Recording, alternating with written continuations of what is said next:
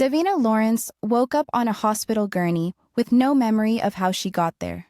Her body remembered everything her mind refused to accept. The bruises painted a story across her skin that made the nurses look away. The police asked questions she couldn't answer. And somewhere in the chaos of fluorescent lights and antiseptic smell, a doctor's voice cut through the fog. "Ms. Lawrence, you're 8 weeks pregnant." The words didn't make sense. Nothing made sense. Not the torn dress in the evidence bag. Not the sympathetic eyes of the social worker. Not the business card pressed into her trembling hand for a trauma counselor she'd never call. But deep in her bones, Davina knew exactly when it happened. She just couldn't bring herself to remember. Before I continue, drop a comment telling me where you're watching from, and don't forget to subscribe to Afro-Korean World for more stories that'll keep you up at night. 3 months earlier, Davina had been hired as a private nurse for the most powerful family in Seoul. The Seo family didn't just have money, they owned the city. Politicians answered their calls. Judges ruled in their favor. And at the center of it all was Seo Joon-woo, the heir everyone feared and no one dared cross. His mother was dying. Cancer, they said. Stage 4. Inoperable. A matter of months at best. Davina had been selected from hundreds of applicants because of her impeccable credentials and her ability to remain invisible. The wealthy preferred their staff to be competent ghosts. She'd spent 12 weeks caring for Mrs. Seo in the family's penthouse that overlooked the Han River. 12 weeks of morphine drips and whispered prayers. 12 weeks of watching an elegant woman fade into something fragile and afraid. Mrs. Seo had been kind in those final days. She'd held Davina's hand and called her daughter in Korean. She'd made Davina promise to live boldly, to never let fear make her small. Davina had promised, not knowing how cruelly that promise would be tested. The night Mrs. Seo died, the penthouse had filled with family. Black suits, designer dresses, catered food no one touched. Davina had packed the medical equipment with efficient hands, erasing every trace of death the way she'd been trained. By midnight, everyone had left except the ghosts. Davina should have left too, but her supervisor had texted, "Stay until dismissed, family's orders, triple overtime." So she'd waited in the small guest room, reviewing paperwork, trying not to think about how Mrs. Seo's last words had been a blessing Davina didn't deserve. At 2 a.m., she'd heard glass shatter. Professional instinct warred with survival instinct. She wasn't family, she wasn't security, she was just hired help, already invisible now that her purpose had expired. But the crash came again, followed by silence that felt dangerous. She'd found Seo Joon-woo surrounded by crystal shards and expensive whiskey, bleeding into white carpet. The man whose name made Governor's sweat was on his knees, in broken glass, gripping an empty bottle like it was the only thing keeping him tethered to earth. "Mr. Seo." Her voice had been careful, professional. "You're hurt. Please let me help." He'd looked up with eyes that didn't see her, eyes that saw something broken beyond repair. "She's gone." "Yes, I'm so sorry." Davina had approached slowly, the way you approach a wounded animal's. "But you're bleeding. Let me—" "You were there." His voice sharpened, focused. "You were holding her hand when I should have been. You were the last thing she saw. She wasn't in pain. I promise." "Don't." He'd stood, unsteady. The bottle dropped. More glass. More destruction. "Don't tell me what she felt. You're not family. You're just—" He trailed off, staring at her like he'd forgotten what words were. Later that night, Davina's world had ended, but her memory of it remained fractured, incomplete, like her mind had shattered along with everything else. She remembered his hand on her wrist. She remembered saying no. She remembered the cold marble floor and the taste of blood in her mouth. She remembered his voice, cold and sober afterward. "Don't pretend you didn't enjoy it." Then nothing, just empty space where trauma lived. The next morning, Davina had checked herself into the hospital. Not because she was brave, but because her body wouldn't stop shaking. The rape kit, the police report, the detective who'd looked at her with practiced sympathy and said, "Without witnesses or video evidence, these cases are difficult." Translation: don't bother. The Seo family's lawyer had appeared within hours, offering a settlement, 5 million won for her emotional distress, and an NDA that would ensure she never spoke about that night. The contract was 30 pages of legal threats wrapped in sympathetic language. Davina had torn it up in his face. 2 weeks later, she disappeared. Changed her name, moved to Busan, found work at a free clinic that didn't ask questions. She'd built a new life from broken pieces, telling herself she was healing. Then she'd missed her period. The pregnancy test had showed 2 lines that looked like prison bars. Now, 3 months into running, Davina stood in her tiny apartment above a fish market and stared at the ultrasound image the clinic had given her. 2 tiny shapes, barely visible, already changing everything. She should have scheduled the termination. The clinic in Gwangju could see her next week. It would be simple, legal, final.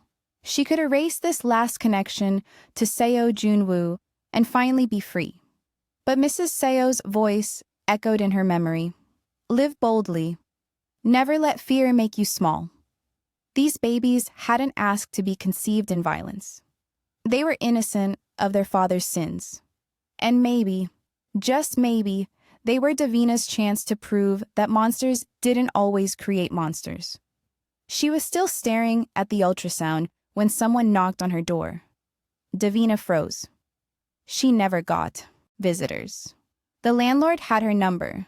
Her co-workers didn't know where she lived. No one in Busan knew her real name or her past. The knock came again, louder. "Miss Lawrence." The voice was male, professional, terrifying in its calm certainty. "Mr. Seo would like a word." Davina's hand moved to her stomach instinctively, protectively. She looked at the window. 3 stories up, no fire escape. She looked at her phone, dead battery, because of course it was. "We know you're inside. Please don't make this difficult." The door handle turned. She'd forgotten to lock it. Amateur mistake. Fatal mistake. 3 men in dark suits entered her apartment like they owned it. Maybe they did. The Seo family owned most of Seoul. What was one building in Busan? The tallest one smiled with practiced politeness. "Mr. Seo has a car waiting downstairs. He's requested your presence for a conversation." "I have nothing to say to him." He anticipated you'd feel that way. The man pulled out a tablet, turned it to face her. Security footage from the free clinic, her medical files, ultrasound images. He's aware of your condition. He's also aware that time-sensitive decisions require time-sensitive conversations. The threat was clear. Come willingly or be taken. Davina thought about screaming. But who would hear? Who would care? The fish market vendors below were used to noise. Her neighbors kept to themselves. And the Seo family had probably already paid off anyone who might ask questions. Do I have a choice? Everyone has choices, Ms. Lawrence. Some are just more pleasant than others. 20 minutes later, Davina sat in the back of a black Mercedes, watching Busan disappear behind her. They were heading north, back to Seoul, back to the city she'd sworn never to return to, back to him. The car stopped at a private airfield. Not commercial, not even charter. The kind of place where jets took off without filing flight plans and passengers boarded without showing ID. Seo Joon-woo stood beside a sleek aircraft, looking exactly as she remembered. Tall, immaculate, devastating. He wore a black suit that probably cost more than her yearly salary. His expression was unreadable. "Ms. Lawrence." He nodded as she approached, flanked by his men. "Thank you for agreeing to meet." "I didn't agree to anything." "Semantics." He gestured toward the jet. "We have much to discuss. I'd prefer to do so somewhere private." "Where are we going?" "Jeju Island. I have a property there. Quiet, secure, no interruptions." Davina's stomach turned. "I'm not getting on that plane. You're carrying my children." That makes this conversation inevitable. His voice remained calm, but something dangerous flickered in his eyes. We can have it now, civilly, or we can have it later under less pleasant circumstances. Your choice. My choice? Anger flared, hot and sudden. You don't get to talk to me about choices. You don't get to... I know what I did. His voice dropped, barely audible over the jet engines. I know what I took from you. And I know there's nothing I can say that will make it right. But those children didn't choose their father. They deserve a future that isn't built on your fear and my guilt. The words should have sounded like manipulation. Instead, they sounded like something close to remorse. What do you want from me? 30 minutes of your time. If after we talk, you still want to leave, I'll arrange transport back to Busan. You'll never hear from me again. He paused. But if you run now, without hearing what I have to say, you'll always wonder what you missed. Davina looked at the jet, at the men surrounding her, at the sunset, painting the sky in shades of blood and fire. She thought about the two lives growing inside her, about the termination appointment scheduled for next week, about the choice that wasn't really a choice at all. 30 minutes, she said. Then I'm gone. Seo Joon-woo nodded once. That's all I ask. The jet's interior was obscene luxury, cream leather, gold fixtures, a full bar. Davina sat as far from Seo Joon-woo as the cabin allowed, her arms wrapped protectively around her stomach. He poured himself whiskey. The smell made her nauseous. I won't insult you with apologies, he began, settling into the seat across from her. What I did was unforgivable. I was drowning in grief and alcohol, and I destroyed you because I could. Because you were there, and I was broken, and I made you pay for my pain. Davina said nothing. What was there to say? I don't remember most of that night clearly, but I remember enough. I remember you saying no. I remember not stopping. He drank, his hand steady despite the confession. I'm not asking for forgiveness. I'm asking for a chance to not repeat my father's mistakes. What does that mean? My father built an empire on violence and fear. He destroyed anyone who stood in his way, including family. My mother spent her life trying to make him human. She failed. Seo Joon-woo's expression hardened.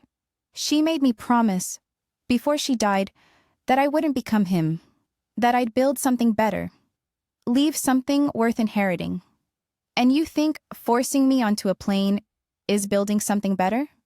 I think giving those children a choice is better than forcing them to grow up wondering why their father never acknowledged them. The plane began taxiing. Davina's hands gripped the armrests. I'm not keeping them. You haven't scheduled the termination yet. If you were certain, you would have done it weeks ago. His eyes met hers.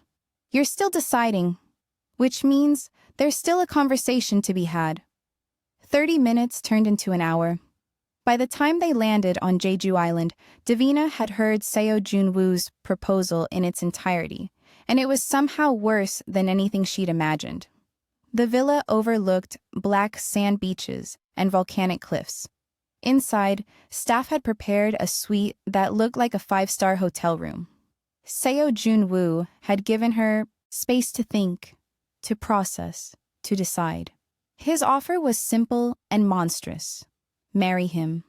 Live in his home for the duration of the pregnancy. After the children were born, she'd receive 50 million won and full custody, with the understanding that he'd maintain visitation rights and financial support. 9 months of her life for generational wealth and security. 9 months living with her rapist.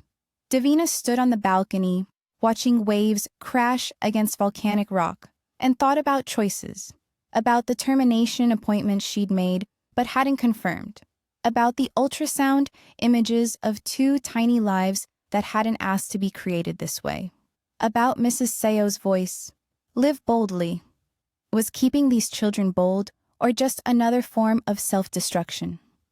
The next morning, Seo Joon-woo found her in the villa's garden, staring at flowering vines that grew despite the harsh coastal wind.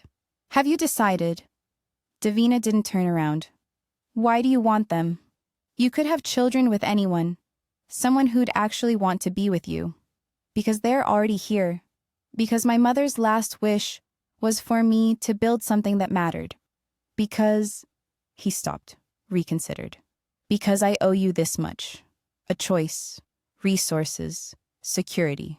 The things I took from you that night. You can't buy back what you stole. I know. But I can give your children everything I never had. A father who's present, who tries, who doesn't make them pay for his sins. Davina finally turned to face him. You want to be a good father? After what you did? I want to be better than my father. The bar is low. His expression was unreadable. I'm not asking you to forgive me, Davina. I'm asking you to let me try not to fail them the way I failed you. The use of her first name felt too intimate. She stepped back. If I agree, and I'm not saying I am, I need conditions. Name them. Separate rooms, no touching, no pretending this is anything but a business arrangement. Agreed. I want my own medical team, not doctors you've paid off. Done. And after the children are born, I'm gone. No strings, no conditions, no sudden changes to the contract. Seo Joon-woo nodded slowly. You'll have everything in writing. My lawyers will draft it today. Davina wrapped her arms around herself, feeling the morning chill. I need to think about it. Take your time, but know this. His voice dropped. If you choose termination, I won't stop you. It's your body, your choice, your right. But if you choose to keep them, I won't abandon them. Or you. Whatever you decide, you won't face it alone. The sincerity in his voice should have rung false. Instead, it sounded like a man trying desperately to mean what he said. 3 days later, Davina signed the contract. Not because she believed Seo Joon-woo's promises. Not because 50 million won could erase what he'd done. But because Mrs. Seo's voice wouldn't stop echoing in her mind. And because these babies deserved a chance at life, even if their beginning was steeped in darkness. The first month back in Seoul was surreal. Seo Joon-woo kept his distance, treated her with careful courtesy, ensured she had everything she needed. The penthouse had been transformed. The room where it happened was now locked, unused. Her suite was in the opposite wing, bright and modern, with medical equipment and a team of specialists who monitored her and the twins daily. She saw him mostly at dinner, awkward formal affairs where they made stilted conversation about nothing important. He asked about her comfort, her health, her needs. He never asked about that night. The pregnancy progressed. The twins grew. And slowly, despite everything, Davina began to feel something other than fear. One evening, she found Seo Joon-woo in his study, surrounded by legal documents and financial reports. He looked exhausted. Working late, he glanced up, surprised she'd sought him out. Restructuring some holdings. My uncle isn't happy about my sudden interest in legitimate business. You have an uncle? Seo Tae-young, my mother's brother. He's been managing the family's less legal operations. Seo Joon-woo's expression darkened. He's not pleased that I'm trying to go straight. Is he dangerous?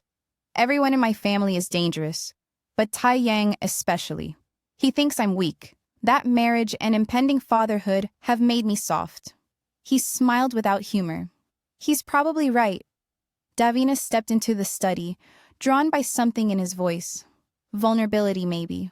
Or exhaustion that matched her own. Why are you really doing this? The legitimate business, the marriage contract, all of it? Seo Joon-woo leaned back in his chair, studying her.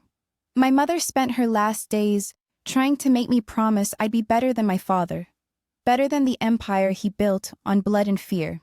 I laughed at her, told her it was too late for redemption. What changed? You. The word hung between them. What I did to you was the kind of thing my father would have done. The kind of thing he did do, repeatedly, to women who couldn't fight back. I looked in the mirror the next morning and saw him staring back. It terrified me more than anything in my life. Davina's throat tightened. You think having these babies makes you better? I think trying to give them a different legacy than the one I inherited is the only chance I have at not becoming him completely. The honesty in his voice was almost painful. Davina found herself sitting in the chair across from his desk, the mountain of legal documents between them suddenly feeling less like a barrier. Your mother was kind to me. In those last weeks, she treated me like I mattered. She had good instincts about people? Seo Joon-woo's expression softened.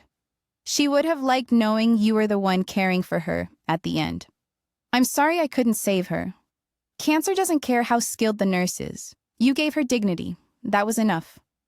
They sat in silence for a moment, the city glittering through the floor-to-ceiling windows like scattered diamonds. Later that night, Davina lay in her luxurious prison, hands on her growing stomach, and wondered when Seo Joon-woo had stopped being just her rapist and started becoming something more complicated. Something almost human. The realization terrified her. By the second month, the careful distance between them began to crack. Small moments accumulated, Seo Joon-woo steadying her when she stumbled on the stairs, his hand gentle on her elbow. Davina finding him asleep in his study at 3 a.m., draping a blanket over his shoulders. Dinners, where conversations occasionally felt almost real. The twins were active now, kicking hard enough that Davina winced. During one dinner, she'd gasped, hand flying to her stomach. Seo Joon-woo had been beside her instantly. What's wrong? Should I call the doctor? They're just kicking. Hard. She'd laughed despite herself. I think one's trying to break out early. May I? He'd stopped, clearly warring with himself. Can I feel? Every instinct screamed no. But his expression held something fragile, almost pleading. Slowly, she'd taken his hand and placed it against her stomach. The twin kicked immediately, hard enough that Seo Joon-woo's eyes widened. They're real. His voice held wonder. I mean, I knew they were real, but ultrasounds are just pictures. Davina understood. This makes them real. His hand had lingered a moment too long before he'd pulled away, clearing his throat. Thank you for letting me feel that. The moment had shifted something between them, made the arrangement feel less like a business contract and more like something neither of them had names for. One afternoon, Davina found a package outside her door. Inside was a leather journal with her initials embossed on the cover and a note in Seo Joon-woo's precise handwriting. My mother kept journals her entire life. She said writing helped her remember who she was when the world tried to make her forget. I thought you might find it useful. J. Davina had traced the initials with trembling fingers, something warm and terrifying unfurling in her chest. That night, she wrote her first entry. I don't know what's happening. I don't know when he stopped being the monster and started being just a man trying not to be his father. And I don't know what that means for me. The next morning brought chaos. Davina was reviewing prenatal vitamins with her doctor when screaming erupted from downstairs. Security shouting, glass breaking, gunshots. Seo Joon-woo burst into her room, face grim. We need to move you, now. What's happening? My uncle's making a play for the family business. He's brought men. Seo Joon-woo pulled a weapon from his jacket. My security is holding them off, but we need to get you somewhere safe. I'm not leaving you. You're carrying my children. That makes you a target. He gripped her Sierra shoulders, his expression fierce. I need you safe. Please, Davina. More gunshots. Closer now. A man in a dark suit appeared in the doorway, one of Seo Joon-woo's men. Boss, they've breached the second floor. We need to move. Seo Joon-woo made a split-second decision. He pulled Davina close, wrapped an arm around her, and led her toward a hidden panel in the wall she'd never noticed. Safe room. Bulletproof, secure line to emergency services. You stay here until I come back. And if you don't come back? His hand cupped her face, thumb brushing her cheek. Then you take the twins and you run. The account information is in the desk. 50 million won, like I promised. You take it and you disappear. Joon-woo, he kissed her forehead. Quick, almost desperate. Stay alive, for them. Then he was gone, the panel sliding shut, leaving her in darkness with only the sound of her racing heart and distant gunfire. Davina's hands went to her stomach, protecting the twins from danger they didn't understand. She found the desk he'd mentioned, pulled out documents detailing bank accounts and contingency plans and resources for if everything went wrong. Beneath the financial papers, she found something else. A letter, addressed to her in Seo Joon-woo's handwriting. Davina, if you're reading this, I'm likely dead. I know that should feel like justice to you. I destroyed your life, and now mine is over. Perhaps that's karma. But I need you to know, these past months watching you carry my children, watching you be stronger than I ever gave you credit for, it's been the closest thing to redemption I've ever felt. I don't deserve your forgiveness. I don't deserve your trust. But I want you to know that I see you, the woman my mother saw, who treated her with kindness when she was dying. The woman brave enough to face her rapist every day for the sake of children who aren't even born yet. You're extraordinary, and those twins are lucky they'll have you, even if they never have me. The money is yours, no conditions. Take it, disappear. Build a life where my family's darkness can't touch you. I'm sorry doesn't cover what I took from you, but I'm sorry anyway. Joon-woo, Davina read the letter 3 times, tears streaming down her face, before the sound of the panel opening made her jump. Seo Joon-woo stood there, blood on his shirt, exhaustion in his eyes, but alive. It's over. Tae-young's men are down. He's in custody. You're hurt. Superficial. He noticed the letter in her hands, his expression shifting to something vulnerable. You weren't supposed to find that unless you thought you'd die, and I'd never know you felt this way. Anger and relief warred in her chest. You don't get to... She was in his arms before she realized she'd moved, hands gripping his jacket, face pressed against his chest despite the blood. You don't get to write me letters saying goodbye and then walk back in here like it's nothing. His arms came around her carefully, like he was afraid she'd break. I'm sorry. I didn't think... No, you didn't. She pulled back enough to look at him. I'm furious with you. I know. I should hate you. I know. But I don't. And that's the worst part. The confession tore out of her. I don't hate you anymore, Joon-woo. And I don't know what to do with that. His hand came up to her face, wiping away tears. You don't have to do anything. We don't have to figure this out right now. When then? After they're born. After you've had time to heal and think without being trapped in this contract. His thumb traced her cheekbone. I meant what I wrote. If you want to take the money and leave, I won't stop you. But if you want to stay, I shouldn't want to stay. Davina's voice broke. What you did will always be between us, I know. His forehead pressed against hers. But maybe we can figure out how to live with it, together. Davina closed her eyes, feeling the twins kick between them, feeling Seo Joon-woo's heartbeat against her palms, feeling the impossible, terrible, wonderful reality of this moment. I need time. You'll have it, all the time you need. And space. As much as you want. And therapy. Lots of therapy. His laugh was soft, almost broken. Whatever you need, Davina, I promise. The twins were born 6 weeks later in a private hospital with security outside the door. Labor was long, brutal, beautiful. Seo Joon-woo held her hand through all of it, let her scream at him, squeeze hard enough to leave bruises, blame him for every contraction. When the first baby, a girl, emerged crying, the nurse placed her on Davina's chest. Tiny, perfect, innocent of her parents' complicated history. She's beautiful, Seo Joon-woo breathed, touching the baby's tiny hand with reverent fingers. She looks like your mother, Davina whispered, seeing Mrs. Seo's elegant features in miniature. The second baby, a boy, came 20 minutes later, quieter but no less alive. When the nurse placed him beside his sister, both babies calmed, tiny hands finding each other.